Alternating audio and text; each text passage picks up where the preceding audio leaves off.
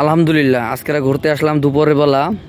আমাদের পাশের গ্রাম পানিতে তলে গিয়েছে, বাসা বাড়িতে পানি উঠছে, সেটা আমরা দেখতে আসছি।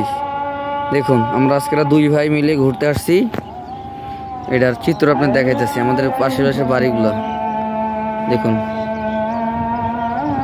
দেখুন কিভাবে পানিতে তলে গেছে সেই চিত্র দেখাইতেছি। দেখুন কি পরিমাণ পানি, দেখুন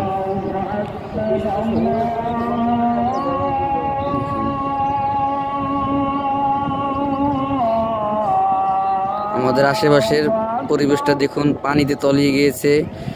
বন্যা, প্রচুর পরিমাণ বন্যা, বৃষ্টি হচ্ছে।